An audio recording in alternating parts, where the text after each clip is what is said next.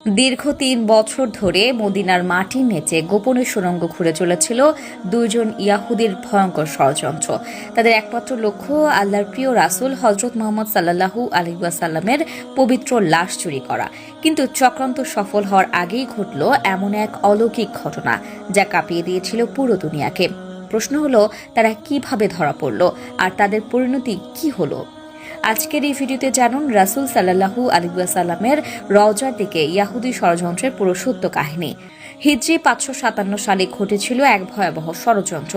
আল্লাহর রাসূলের লাশ চুরি করার পরিকল্পনা করার আগেই রাসূল সাল্লাল্লাহু আলাইহি ওয়াসাল্লাম স্বপ্নের মাধ্যমে তৎকালীন সুলতান নুরউদ্দিন জঙ্গি রাহমাতুল্লাহি আলাইহিকে সতর্ক করেছিলেন। স্বপ্নে তিনি বলেছিলেন, হে নুরউদ্দিন, আমাকে দুজন লাল চক্ষু বিশিষ্ট ব্যক্তি বিরক্ত করছে, এদের হাত থেকে আমাকে রক্ষা করো। স্বপ্ন দেখার পর নুরউদ্দিন জঙ্গি খুব ভীত সন্ত্রস্ত হয়ে জাগ্রত হন। প্রথমে তিনি ভাবলেন এটি হয়তো কোনো দুঃস্বপ্ন, কিন্তু স্বপ্নটি বারবার দেখার পর তিনি বুঝলেন বিষয়টি গুরুতর।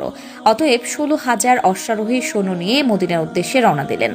মদিনার অলিতে গলিতে ২ সপ্তাহ ধরে খোঁজ চালানো হলেও তারা তাদের খুঁজে পাননি। এরপর ১৭তম দিনে মদিনার চারপাশ সৈন্যবাহিনী দ্বারা ঘেরাও করা হয়। নুরউদ্দিন জঙ্গি রাহমাতুল্লাহি আলাইহি ঘোষণা দেন, মদিনার বাইরে কেউ বাইরে যেতে পারবে না, যারা ভেতরে আছে তারা ভেতরে থাকবে। তিনি জুমার খুতবা দেন এবং মদিনাবাসীকে এক বিশাল দাওয়াতের মাধ্যমে আপ্যায়ন করার আয়োজন করেন। নির্ধারিত সময়ে একবেলা খাওয়া দাওয়ার ব্যবস্থা করা হয়। তবুও সেই দুজনকে কেউ খুঁজে পাননি। এরপর তিনি বিশ্বস্ত কিছু ব্যক্তিকে জিজ্ঞেস করলেন, কোনো অবশিষ্ট ব্যক্তি আছেন কি যারা এখনো আমার দাওয়াত গ্রহণ করেননি? লক্ষাধিক জনতার মধ্যে একজন লোক বললেন, হুজুর, আমার জানা মতে এখনো 2 জন অবশিষ্ট আছে। নুরউদ্দিন জঙ্গি সঙ্গে সঙ্গে কয়েকজনকে নিয়ে ওই 2 ব্যক্তির আবাসস্থলে পৌঁছালেন। তাদের দেখে তিনি অবাক হয়ে উঠলেন, কারণ এরা হলো সেই 2 ব্যক্তি যাদের স্বপ্নে দেখানো হয়েছিল। তিনি জিজ্ঞেস করলেন, তোমরা কে? কোথা থেকে এসেছ?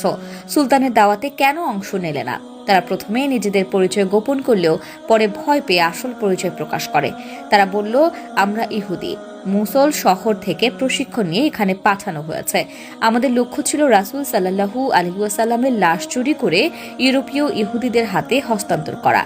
সফল হলে আরও ধন সম্পদ দেওয়া হতো। তারা জানায়, তারা গভীর রাতে অল্প পরিমাণে সুড়ঙ্গ খনন করত, খোঁড়া মাটি চামড়ার মজকে ভর্তি করে মদিনার বাইরে ফেলে আসত। ৩ বছর ধরে এই মহাপরিকল্পনা তারা অব্যাহত রেখেছে। ঠিক নবীজির রওজার কাছে পৌঁছালে ভূমিকম্প শুরু হওয়ায় তারা আর ঘুরে যেতে পারত না। নুরউদ্দিন জঙ্গি রাহমাতুল্লাহি আলাইহি তখন তাদের থাকার স্থান পরীক্ষা করেন। নামাজরত অবস্থায় চাটাই সরালে একটি বিশাল পাথরের আড়ালে সুড়ঙ্গ দেখা যায়। সেই সুড়ঙ্গ রাসূল সাল্লাল্লাহু আলাইহি ওয়াসাল্লামের